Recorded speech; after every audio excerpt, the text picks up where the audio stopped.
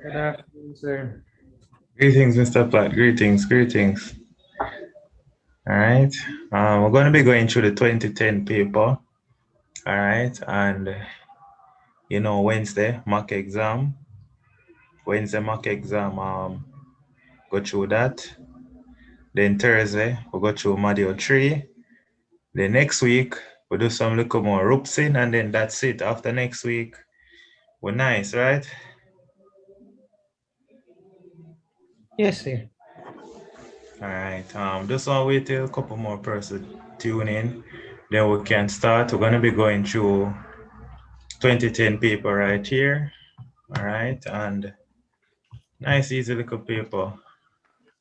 All right. Greetings, Jahim. Top man in town.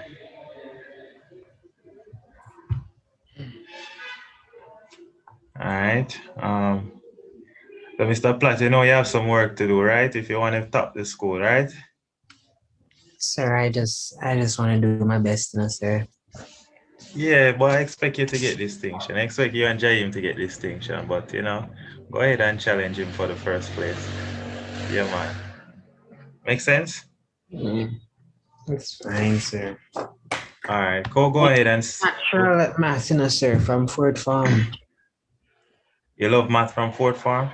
No, Jay, I do well in the math from fourth form. Natural. Oh, okay. And what about you? Just the sir. All right. Well, I expect you to get distinction still. All right, so let's begin. We're going to go through this 2010 paper. All right, and this is question 1 here. All right, hopefully by we finish question 1, the others join in. So this right here says find the values of p such that x minus p is a factor of f of x. So they give us this function right here. Let's copy it, and they say x minus p is a factor. If x minus p is a factor, then they're telling you that f of p equals 0, don't it? Yes, sir. Yeah, man. So we know that if x minus p is a factor, f of p is going to be equal to 0. So let us tell them that. Put the cube right here. This is our f of x. All right. So we can tell them if, you have to start with that statement, if x minus p is a factor, then f of p equals 0. Don't just put in p and equate it to 0. Make them see why you put in p as 0. All right, so now you're going to tell them, say, okay, since we put in p as 0, f of p now is going to be 4p cube, because putting in p at x as p, minus, this can be now 3p plus 2 multiplied by p squared. Then we're going to have minus, this is p squared minus 1 times p,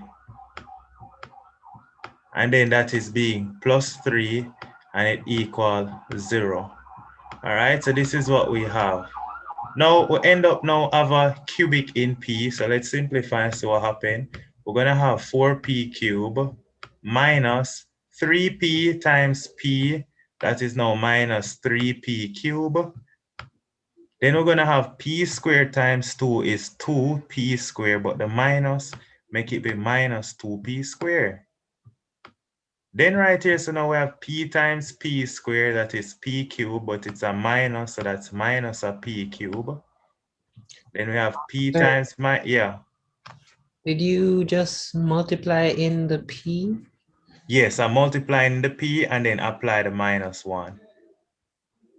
Oh, that's a bracket. Yeah. Oh yeah, this is a bracket, sorry.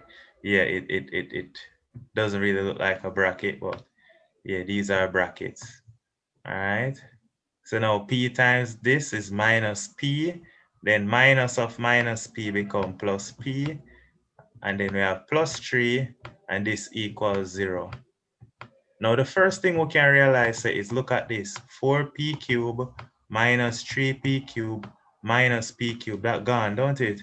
Yes, sir. So p cube, good. So p cube them gone, so we just left back with minus 2p squared plus p plus 3. So end up have a quadratic to solve for p. So nice. Now, we don't like to solve quadratic where the coefficient of a is negative. So we can multiply through by minus 1 and rewrite it as 2p squared minus p minus 3 equals 0. And then we can go ahead and factorize. Now we can go ahead and factorize. This equate to 0. So now it's going to be 2p, and P. This is saying signs are different, but the greater product is negative. So let's see if we put the 3 right here One. Oh, and the one. 1 here. Let's see. This is 2P. Yeah, this right. And the greater product is negative. So we need the minus to be here and the plus to be here. 2P squared, 2P. Yeah, this is good.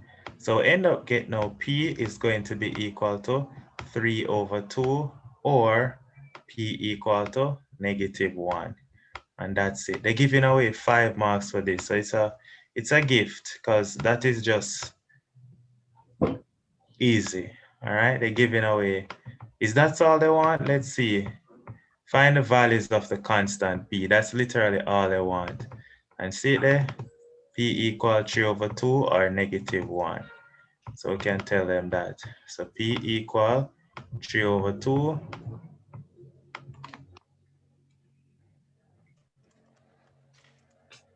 or P is -1. All right, nice. That's that right there. Now this one right here, so no, it doesn't happen often, but there's always a possibility it can come. This is a simultaneous equation involving logarithms. They tell you solve the simultaneous equation, this. Now anytime they give you log without a base, it's base 10. Always remember that the natural number system that we count is always base 10.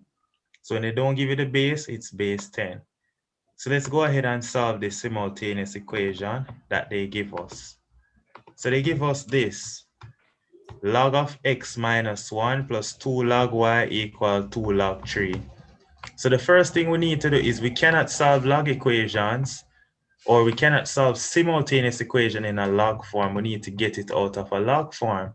So from the first one, let me rewrite this.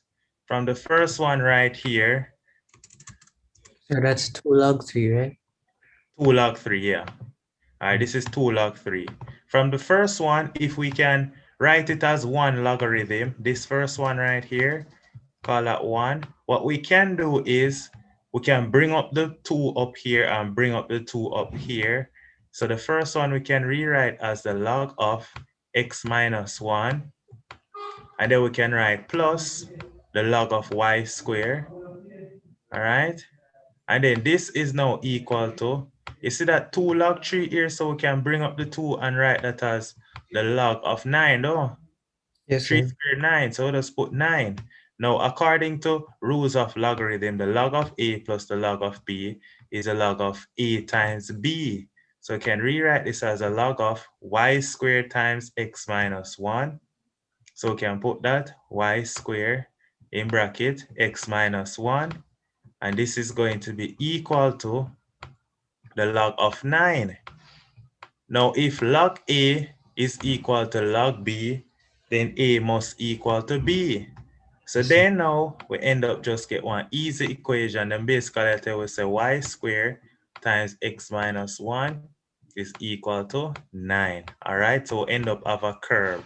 So this is a nice little equation that we generate. sir, would you simplify it further, or are you gonna leave it like that? I'm going to leave it like this for now, and depending on the other equation, we'll see if we need to simplify this one.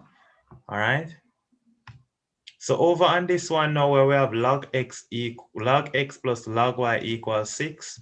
If we rewrite the second one right here, this is just the log of xy equal to the log of 6. And so that is just telling us that x times y equals 6, right? Yes, sir. Yeah, man. So I guess we didn't have to simplify it any further. We can leave it as it is. All right, we can leave that one as it is.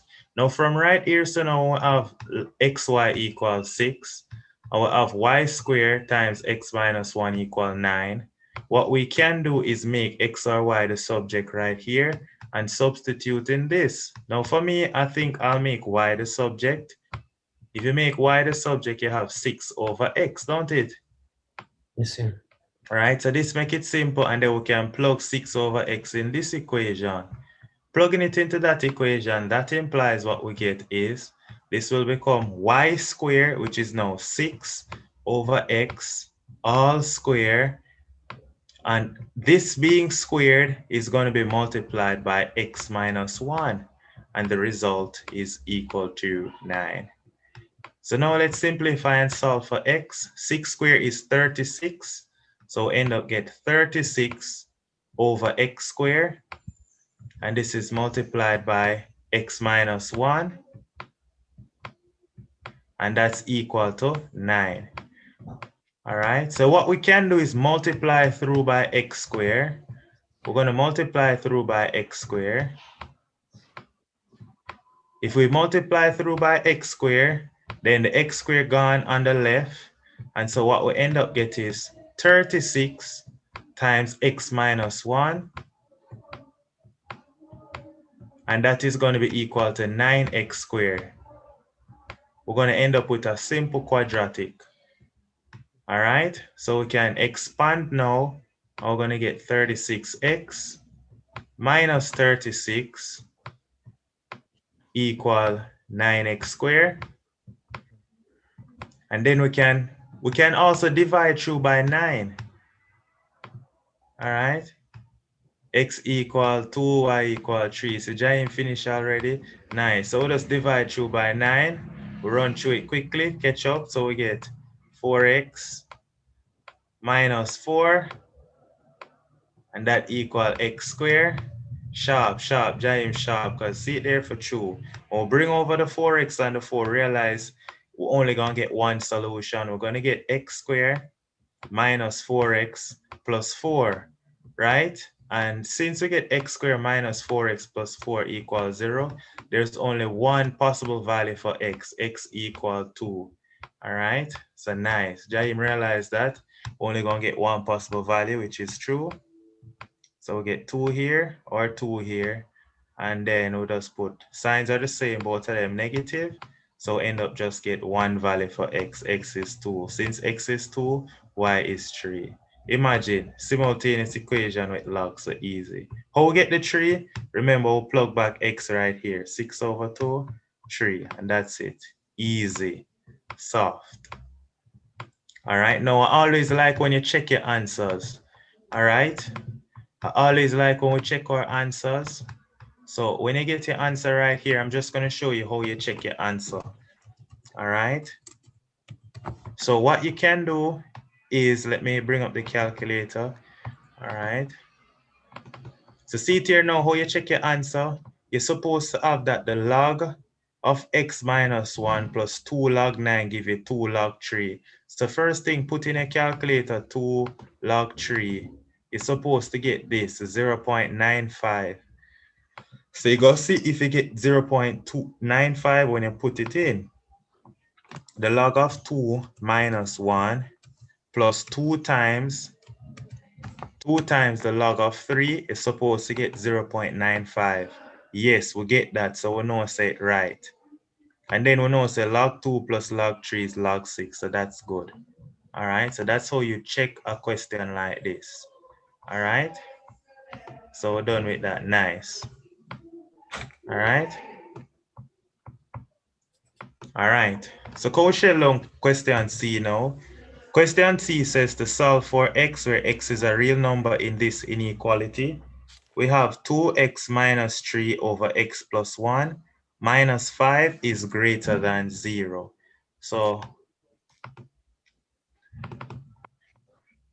that's an inequality there. 2x minus 3 over, can't remember what they say, over x plus 1 minus 5 is greater than 0.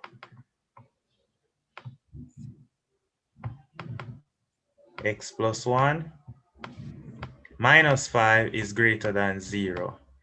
All right. Now, the first thing to do this inequality now, what we can do now is we're going to bring over the 5 over here. We're going to bring over the 5 over here. By bringing over the 5 over here, look what we're going to get. We're going to get 2x minus 3 over x plus 1. We're going to get that that is greater than 5. All right. We're going to get that this is greater than 5. All right. Now, Multiply by the square of the denominator on both sides. we're gonna multiply by the square of the denominator. Very good. All right. Now, a lot of persons might be tempted to just bring over the x plus 1. All right, but that's not going to give you all the possibilities. Now, a lot of persons might tell you to write this as one fraction first and then multiply through by the square of the denominator. So no problem if you want to do it like this. All right. If you want to rewrite this part as, I'm going to change the color ink. All right, so you agree with it better. A lot of persons, what they do is multiply the 5 by x plus 1 over x plus 1 and then simplify it. If you do that, that is fine. All right, that is fine. I prefer to bring over the number and then multiply it through by the square of the denominator. But let's say you're a fan of doing it this way. You write it as one fraction. That's fine. We're going to end up see 2x. That's unnecessary steps. Unnecessary steps, right? But minus 5 times x, that's minus 5x. Then you're going to have minus 5 plus 1, that's minus 5, greater than 0. So 2x minus 5x, that's minus 3x, minus 8 over x plus 1, greater than 0. They will multiply through by the square of the denominator. So always remember this step, very important. Multiply through by the square, x plus 1 all square. We'll multiply through by the square. Then this side now, going to cancel out one of them. So you're going to end up just get minus 3x minus 8 times x plus 1 is greater than 0. Now, a lot of persons know might be tempted to say the answer is between, and some persons might be tempted to say the answer is outside. First thing is, if you have a minus 3x here, then straight away we know say the quadratic have a maximum point. So the roots of this quadratic, all right, greeting Sherry, greeting, all right. So right here, so now when we get to this stage, you know, say one of the root would have been 8 over 3, all right? Really want nobody to ever make a mistake with this. 8 over 3, and what the next root is minus 1. So let's say these are the two x values. All right, we know, so this is when the function would be equal to 0. Somewhere right there, son, it looks something like this. So if it want when the function greater than 0, it pretty much want in here, so let me shade the region. They want in here, so that's the solution region. Since that's the solution region, they want when x is between -1 or an 8 over 3. This is the answer. When x is between -1 and 8 over 3. All right? Now, what I always like when we do is test answers between -1 and 8 over 3. So give me a number in between this. Any number. 2. All right, let's use 2. All right, so let's use 2 now. If you're to plug in 2 right here, so, right? I'm just gonna bloop up the calculator because I'm not gonna actually calculate that mentally. If we were to put it in the calculator, 2 times 2 minus 3 over 2 plus 1 and then minus 5, what we end up getting is, wait, let me see, we'll put in 2. 2 times 2, 4, minus 3.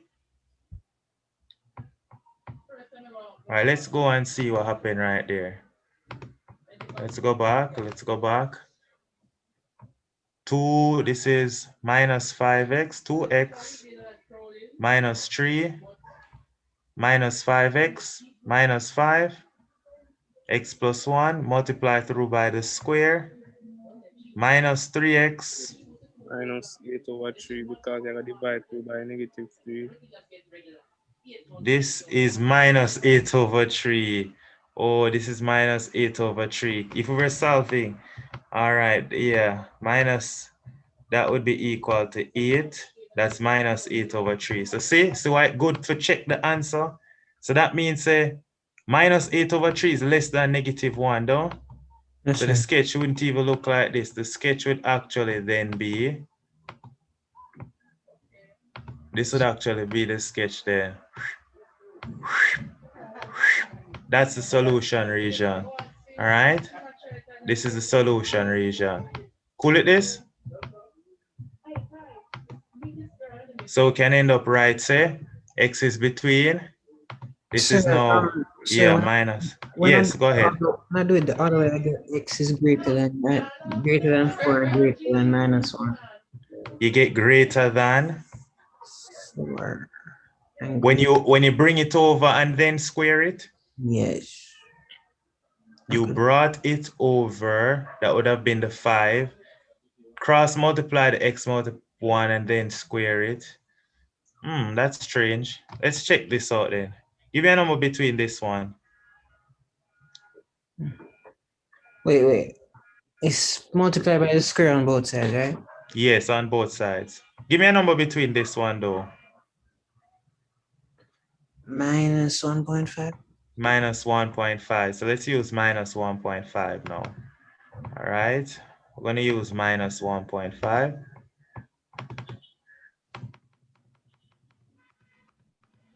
So thank you for that, Jackie. All right. So we realize that right there, we should have had that minus 1.5. If we put the minus 1.5, see it there now, we're bigger than 0. All right. So guys, as you can see, I was giving it away right here. So giving it away. Imagine minus 3x minus 8 equals 0. And we get x equal 8 over 3 when it's negative 8 over 3. So this would be the solution region. So thank you for that, Shaheen. And we're good. All right. So Mr. Platt, recheck that over the other way. We should have got between -1 and minus 8 over 3. All right. Nice. Now this last one right here now, it says by using y equal 2 to the x or otherwise solve this equation. Now, when them say otherwise, they mean say you don't have to put y as 2 to the x. And them say by using, meaning put y as 2 to the x. So it's up to you. So let us take on that now. So that right there say 4 to the x. Sorry about that. Yeah, 4 to the x minus 3 times 2 to the x plus 1.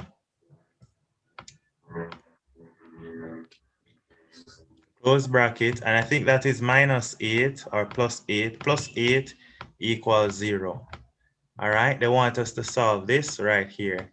So I'm going to take the hence. So we want to look to use y equal 2 to the x. I'm going to go for the hence. Since we want to use y equal 2 to the x, what we need to do is rewrite 4 to the x as 2 squared raised to the x, don't it? Right? Yes, sir. But 2 squared to the x, we can actually rewrite that as 2 to the x being squared. This is actually just 2 to the x being squared, that is 4 to the x.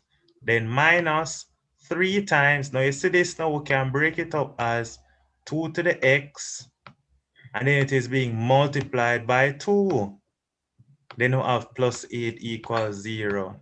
Now it gets so easy, because y is 2 to the x, so this is just now y squared minus this 3 times this 2 is now minus 6. That's now minus 6 times 2 to the x is y plus 8 equals 0. It works out that easy. So now we can just stay so now and check it. Factorize. Signs are the same, both of them negative. So we're now going to have minus and minus here. Y squared, so it's y and y. This look like 4 and 2. All right, so that's what we have. So that means that y is going to be equal to 2 or y is going to be equal to 4. Those are what we're getting. Now, if y is equal to 2, what we're getting is 2 to the x is equal to 2. And if 2 to the x equal to x have to be 1. And then if y equal 4 here, so good. We know, so we just get 2 to the x equal 4. So x have to be 2, like literally nice and easy, giving away marks, soft, right? Easiest question we do so far, right? Yes, sir. Nice. So x equal 1 or x equal 2. All right, now that's the first time we'll actually do 25 marks in 25 minutes while doing it on the screen. That for sure how easy this number one is. All right, x equal 1 and x equal 2. Again, I'm always telling you to check your answers. So this is what I want you to do to check it. Just plug in the 1. 4 raised to the 1 minus 3 times in bracket 2 raised to the 1 plus 1, close the bracket, plus 8. We get with 0, so no, so we're correct. And then change the 1 to 2 now. All right, so that's how we check that answer there. Now, let's look at this now. Sigma notations, my favorite. All right, yeah, man. Sigma notations. What did I Nice. do to get the notation? All right, so this one now, it says, use the fact that Sn is the sum from 1 to n. The sum from 1 to n of r, they tell us that's a half n times n plus 1, right? They tell us that Sn is the sum from 1 to n, the sum from 1 to n of r, and they tell us that's a half n times n plus 1. Use that to find an expression for S2n. So that's what we're going to do right there. So they give us this, Sn is equal to, they didn't even need to give us, we're supposed to know it out of our head. A half n times n plus 1, that's Sn. Now they want us to find S2n. Guys, just replace n with 2n, literally. S2n then is just the sum from 1 to 2n of r, and that's going to be equal to, replace this n with 2n, so it's going to be a half of, change that n to 2n, so it's 2n times, in this bracket, change this n to 2n plus 1. That's it. All right, literally that's all we have to do. So now, of course, we realize this 2 right here, so cancel this 2. And now we're 9, so that's S2n. S2n work out to just be n times 2n plus 1. All right, oh good, that is S2n, n times 2n plus 1. Nice. Sir. Yeah. Well, what was the answer for the one with the inequality from number one again? Number 1, the inequality we had gotten, x is between minus 8 over 3 and minus 1. That's what you got with the other way now? Yes, sir. Good, good, good. Excellent. I subtracted wrong, you know. Okay, so you can't give it away, you cannot give it away. All right, you cannot give it away. All right, that's why I always advocate to check over. All right, now this one says now, find the constants P and Q such that S2n minus Sn equal Pn squared plus Qn. It was 8 over 3 greater than x greater than or less than. Repeat. Was 8 over 3 less than x less than 1? Which this, what, not this question. No, number, the inequality one. X was between minus 1, less than minus 1, but bigger than minus 8 over 3. Okay. All right. So now the next part they ask us is to find what is P and N such that S2n minus Sn is equal to Pn squared plus Qn. We need to find what is P and N. Now, all you have to do is you have an expression for S2n. So you put that there. S2n is this, n times 2n plus 1. That's S2n. I have an expression for Sn. Sn is a half n times n plus 1. I'm going to rewrite this therefore as n times n plus 1 over 2. So I have an expression for S2n minus Sn. Now all I need to do is rewrite them as one fraction. So to do that, I'm going to put a 2 right here and divide it back by a 2. Because by doing that, I'm able now to factor out n over 2. So now I can end up just say that Sn minus S2n minus Sn is equal to factor out n over 2, and I'm left back with inside of here now 2n.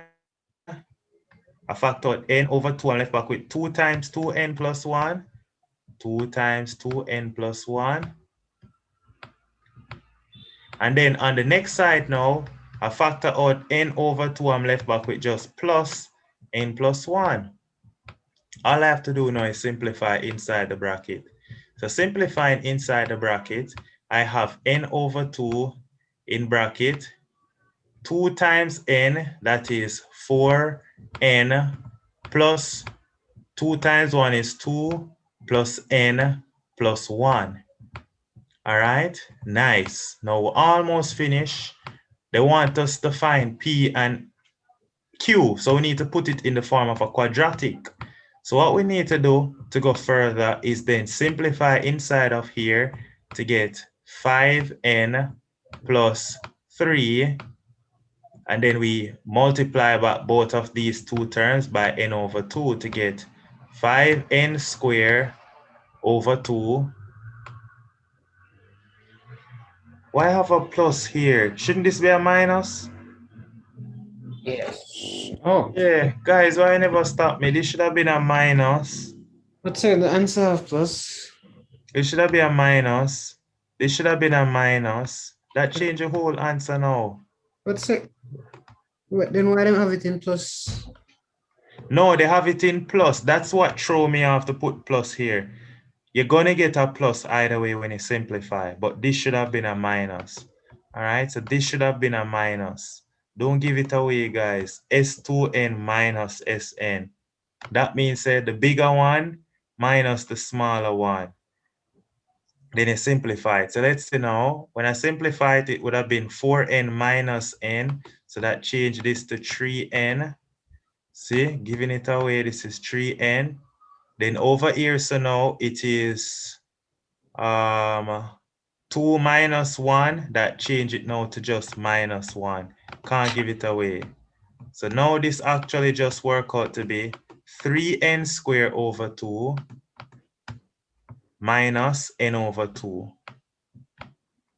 We cool at this? This makes sense? Yes, sir. No, you can't stop here. So if you stop here, so you only get 4 marks. You then have to tell them, say, hence P equal 3 over 2.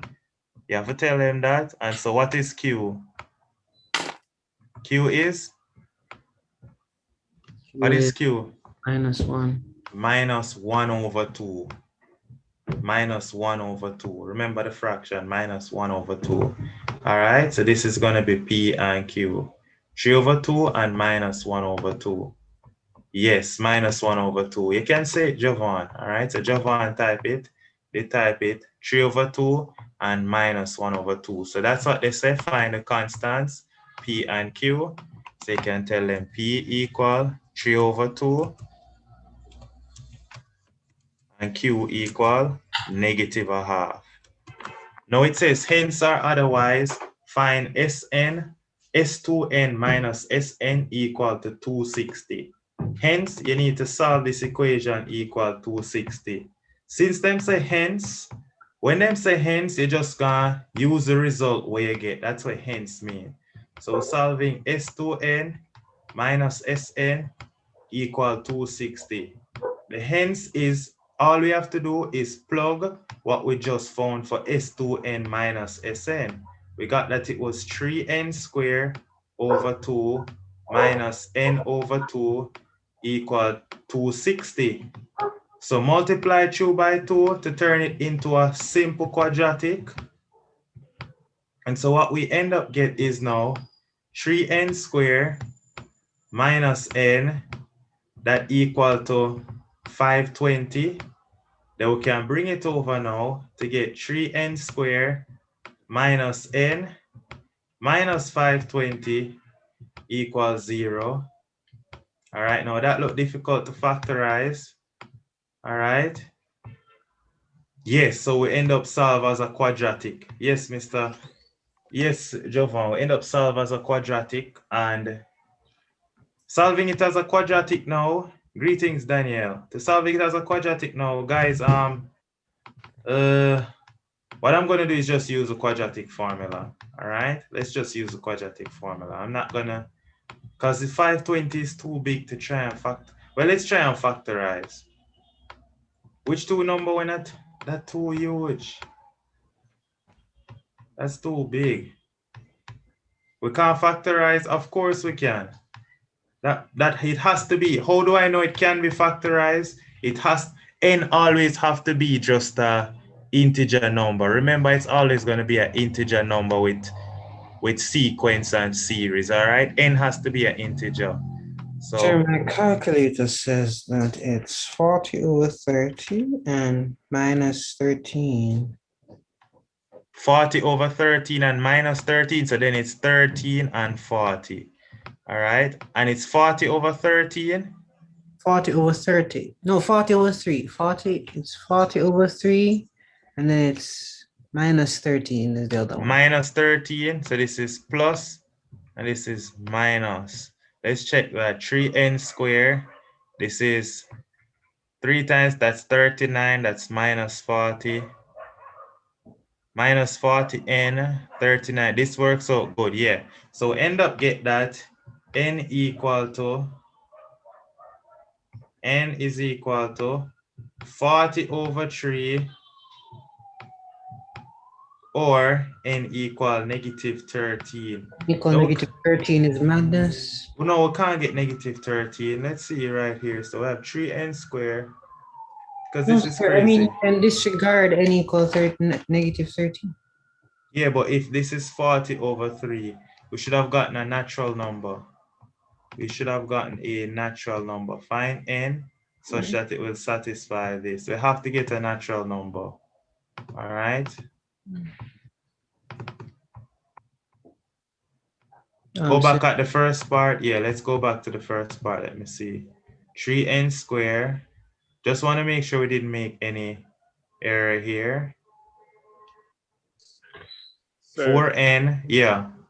then the part where you simplify it, shouldn't it be 2 minus 1? So would that be positive 1? This should have been a plus 1. Yes. Plus 1 here. Yes, sir. Plus 1. So then this is a plus n over 2.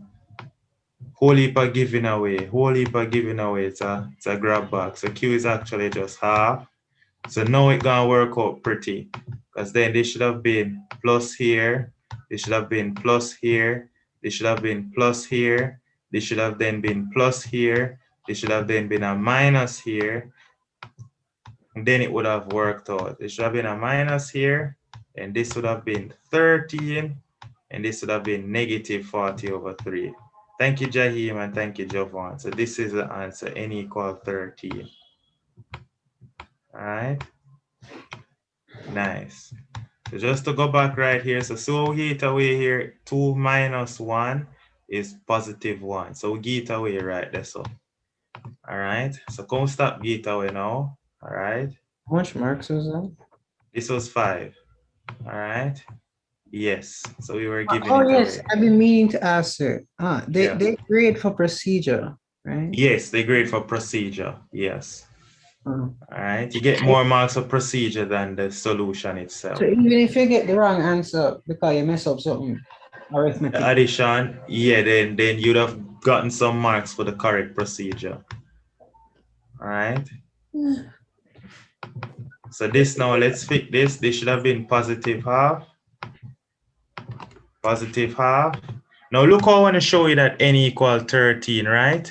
So pretty much what we just found is if n equal 13, pretty much what we found was S26 minus S13. So I'm actually going to put it in the calculator and show you that it's going to make sense. All right, so I'm going to bring up the calculator right here. If you were doing the summation and you go like this now, which one is summation? Shift, then this. 1 or starting from 0? It's always starting from 1. See, it told us here from 1. Okay. All right, so see it here now, we're going to put in the sum from 1 to 26 of r. So that's just putting in x right here. So, and then alpha there. Then we're going to minus now. That is S. This would be S2n minus now Sn. I guarantee you're going to get just the 260 to show you it's an n of a bit 13. So see it here now, minus. This is x here from 1 to 13. When we do this now, 260. See it there? We'll get back with 260. So now so correct now. So n alpha b, n alpha b 13. Cool with this? Yes, sir. So that's how we did that there and get with 13. So we're nice. Now this is now functions. Nice. It says the diagram below is not drawn to scale, of course, and it shows the graph of y equal x squared times 3 minus x. They said the coordinates of P and Q are 2, 4, and 3, 0. It says write down the solution for the inequality where x squared minus 3x, x squared times 3 minus x is less than 0. When is this function less than 0? For every value after 3. Every value after 3. So how do we But write no, that on this? I'm assuming every value after 3. See it here. See, yeah, you're not assuming it. Continue. So every value after 3, that's when the function is going to be less than 0. So imagine you're getting 4 marks just to write this. So this is how they wanted to write it. X is such that x is greater than or equal to 3. This is how they wanted to write the solution set. All right, this is how they wanted to write the solution. I get 4 marks to do that. That's crazy, don't it? Well, seeing that I never remember how to write solution sets. Yeah, man. All right, yes, greater than. Yes, Jovan, greater than. Imagine, so that's all. They just wanted, oh, yes, so you have to remember how to write solution set. X is such that x is greater than or equal to 3. I never All remember. right. All right, easy to remember, man. We can't forget that. All right. Yes, sir. Sir, could you go back to the last slide for a second, please, sir? The last slide. Yes, sir. This one. The one before this, sir. The slide before this. This one. Yes, sir. Okay. All right, got it. Thanks, sir. All right. You finish? Yes, sir. I just took a screenshot. All right. Nice. All right. So that's that right there. Now this one says given that the equation x squared times 3 minus x equal k has 3 real solutions for x, it says write down the set of possible values for k. How are we going to do this? Given that equation, so you're not going to just use the b square formula and make it less than 0. Come again? Going to use the nature roots formula and make it less than 0? All right, very good. So look at this now, guys. If them tell us say this have 3 real roots, right? We already established one of the roots. One of the roots would have been 0. So we can divide through by x squared. Look what we're gonna do. All right, look what we're gonna do. Just looking at this part right here, x squared times 3 minus x has 3 real roots. Find the possible values of k. Let me, fresh page. Oh, wait, it said real roots. Oh, then I have Yes, to make it greater than 0. greater than, not just equal to. So No, we have x squared. I thought it meant the values of k for which it is not real because the previous question would be in the not real section. Now, guys, you can actually do it by calculation, or you can actually do it graphically. Now, what do I mean by doing it graphically? I'm going to use the horizontal line and show you. Now, look at this. If we were to put the line right here, so let's say k is 0. If k equals 0, this would have had what? How many roots would this have if k equals 0? 3 roots. If k equals 0, realize that 0 is a possibility because this would have 3 real roots. It's just that this real and repeated, right?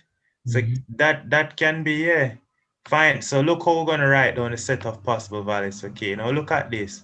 If at any point, right,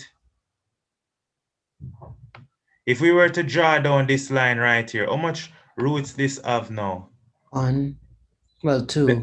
That it only have one root, where you get 2. Oh, 1.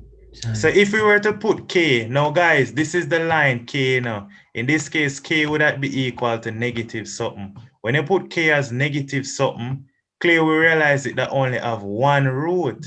So when k equals 0, it have 3 root. So good with that. All right. Now look at this. Now we're going to move up the line. If we move up the line to this point where p is here, so how much root does this have? 1. This would only have, well, it would be 2. It's repeated. 2 root. Right? So notice that it only have, well, it have 2 here, so, and 1 here, so make 3. So the only time it's gonna have 3 root is in this little interval, though. Well,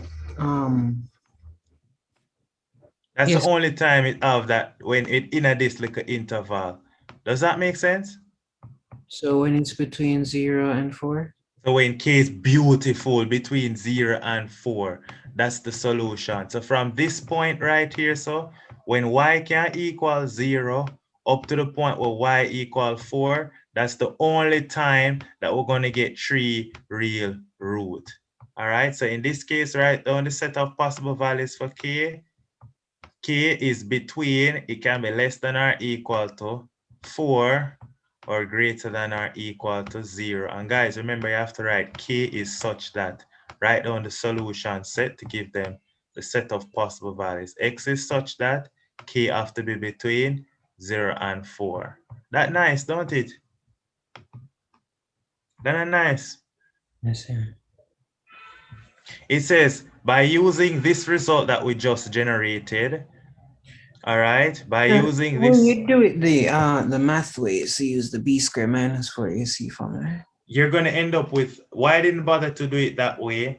Because first thing we have to do is, we have to take out an x from this and to look at x times 3 minus x. Then by looking at that now, we're reducing it to the quadratic to see that this should only have 2 real root between what values of x. But by doing it that way, we might end up into some problem because then the y coordinate changes. Because remember, they gave us a point, 2, 4. So if you were to use that point in that, it may not necessarily be 2, 4 anymore. So I didn't bother to use that way. All right. So that's why I just wanted to use it strictly graphically. All right. Oh, might have run up in some problem. All right.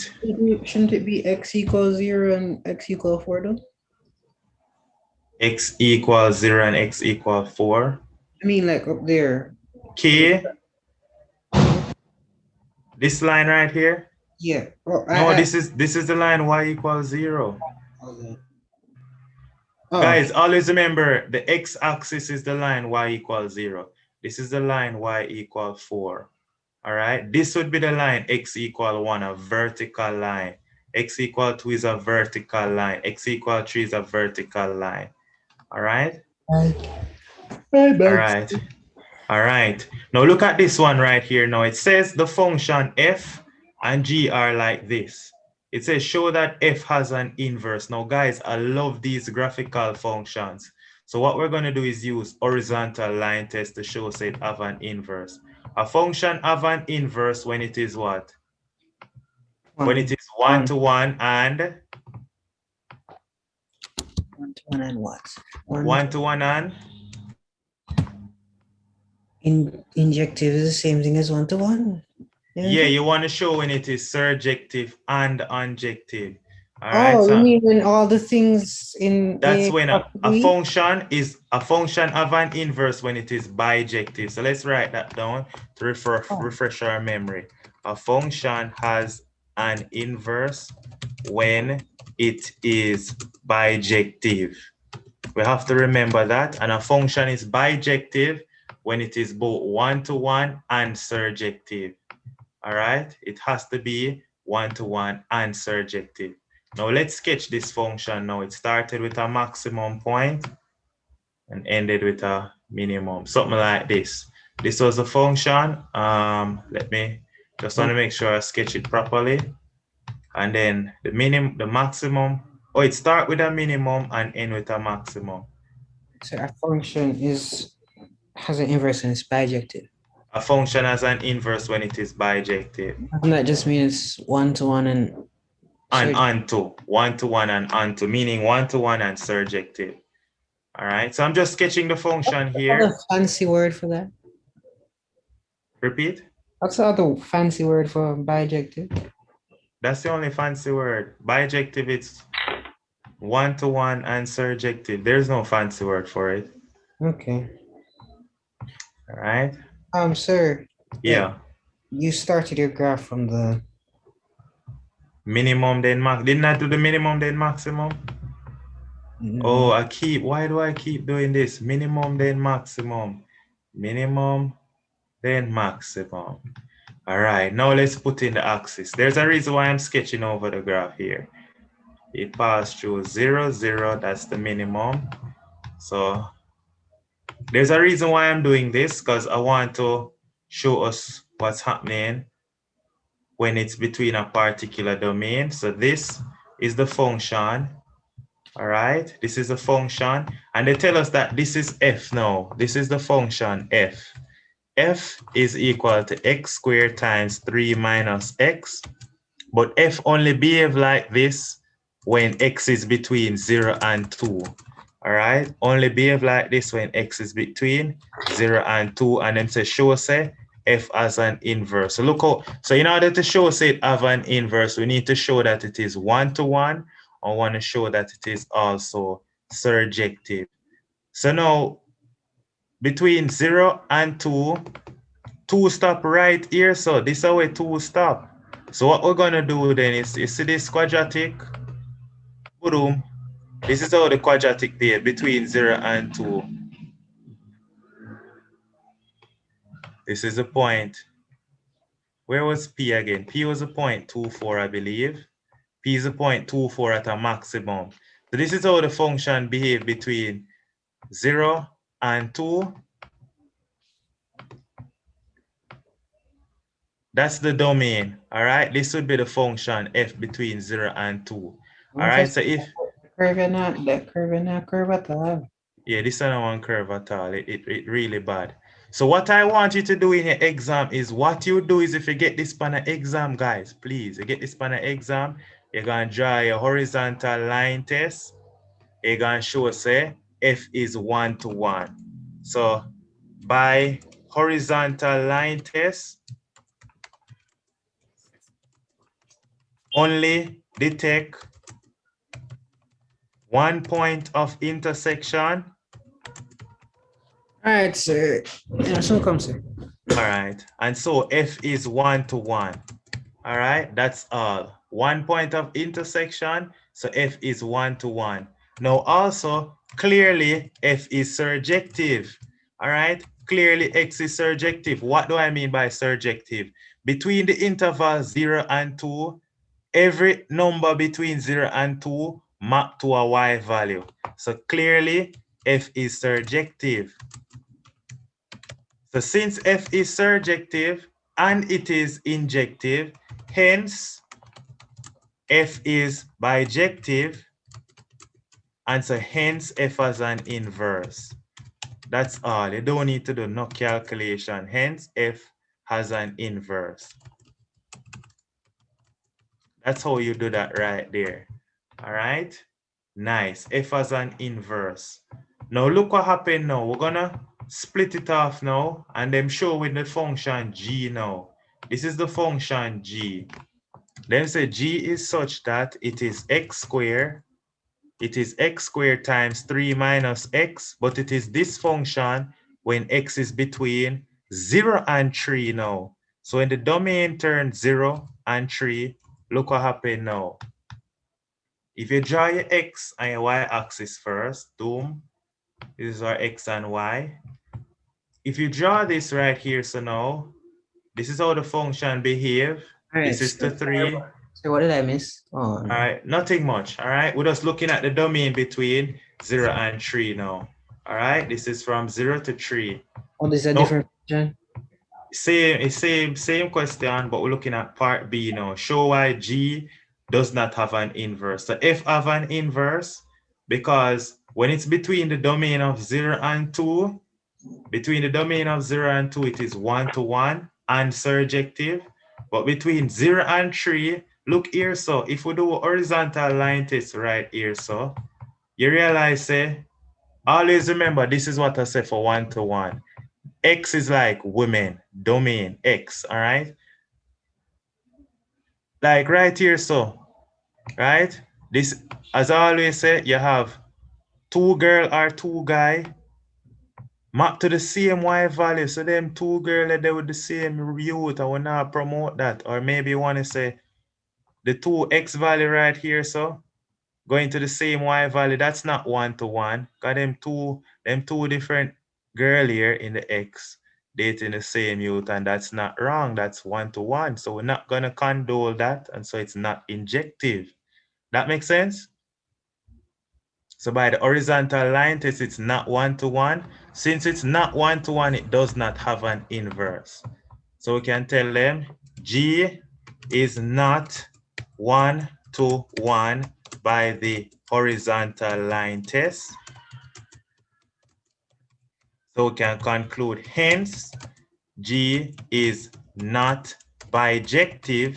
And since G is not bijective, we just say hence, G does not have an inverse. And it's easy as that, guys. G don't have an inverse because it is not bijective. All right? Easy. It's nice, don't it? We cool with this? So, sir, you don't have to do no maths, you just have to draw. No maths, right? You're just gonna sketch. That's all we're doing. We're just sketching. All right? Imagine we're just sketching. Forget all marks. Right? Yeah, man, this nice. Now we reach to the big boy module. Call this the big boy module because we have to focus. This is now, it tell we say, we know question 3 and 4, module 2 is now vectors, trigonometry, coordinate geometry. So now it gives us this right here. The vectors P and Q are these.